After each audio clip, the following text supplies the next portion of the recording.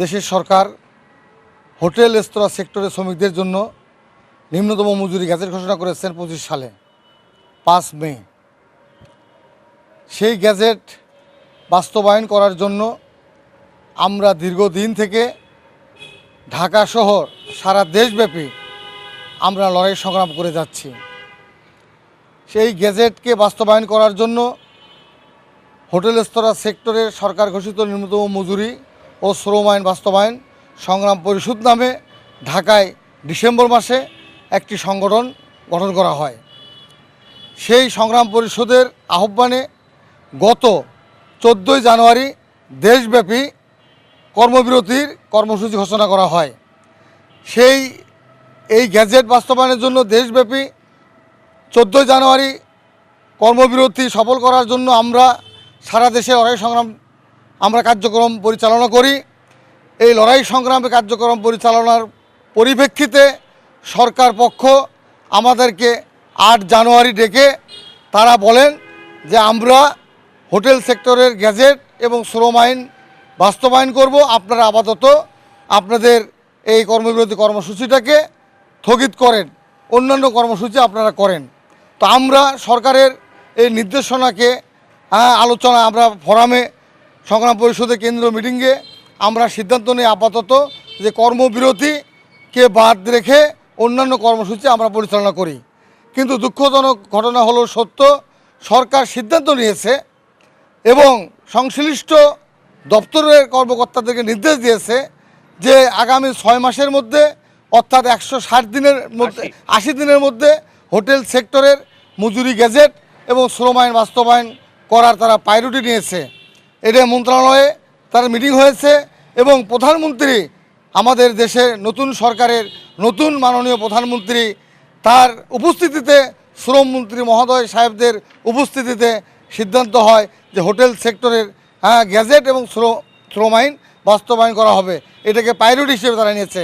কিন্তু দুঃখজনক ঘটনা হলো সত্য, এখন পর্যন্ত দেশের কোনো জেলায় হোটেল সেক্টরের নিম্নতম মজুরি গ্যাজেট বাস্তবায়ন হয় নাই।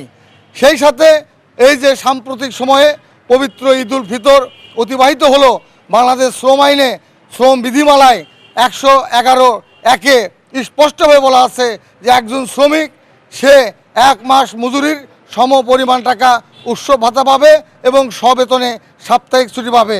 কিন্তু দুঃখজনক ঘটনা হলো সত্য, মালিকরা শ্রমিকদেরকে এই আইন অনুযায়ী কোনো রকম বোনাস এবং উৎসব ছুটি প্রদান করে নাই।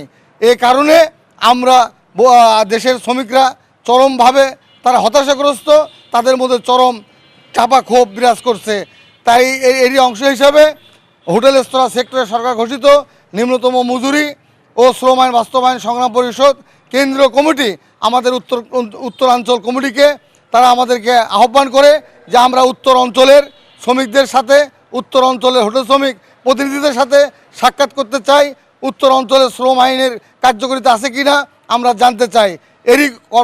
এরই অংশ হিসেবে আমরা গত 30 তারিখ থেকে আমরা কর্মসূচি পালন করতেছি।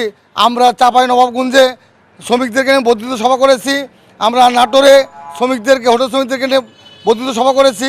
আমাদের এখন পদক্ষেপ হলো যে সরকার যেহেতু 180 দিনের মধ্যে হোটেল সেক্টরের নিম্নতম মজুরি গ্যাজেট ও শ্রম আইন বাস্তবায়ন করার জন্য প্রায়োরিটি দিছে, প্রাধান্য দিছে, এর মধ্যে যদি এই গ্যাজেট এবং শ্রম আইন বাস্তবায়ন না হয় তাহলে আমরা সারা দেশে হোটেল রেস্তোরাঁ সেক্টরের শ্রমিকরা বৃহত্তর থেকে বৃহত্তর কর্মসূচি দিয়ে আমাদের দাবি, আমাদের অধিকার, আইনি স্বীকৃতি, সামাজিক সুরক্ষা প্রতিষ্ঠার জন্য আমরা লড়াই সংগ্রাম চালিয়ে যাব, এটাই আমাদের লক্ষ্য। আসলে আমরা 15ই মার্চ ঢাকাতে মহাপরিচালক বরাবর স্মারকলিপি দিয়েছি শ্রম আইন, গেজেট এবং সরকার ঘোষিত যে 30শে জুনের মধ্যে এটা বাস্তবায়নের নির্দেশনা, এটা দ্রুত বাস্তবায়ন করার জন্য তারই অংশ হিসাবে আজকে উত্তরাঞ্চলীয় কমিটির পক্ষ থেকে আমরা এই উপমহাপরিদর্শককে স্মারকলিপি দিয়েছি এবং বলেছি সারা দেশের ন্যায় এখানেও যেন দ্রুততম সময়ে গেজেট, শ্রম আইন, পরিচয়পত্র, নিয়োগপত্র সহ অন্যান্য যে ভাতাগুলো রয়েছে এটা বাস্তবায়নের জন্য জোর প্রচেষ্টা চালাবেন এবং তা না হলে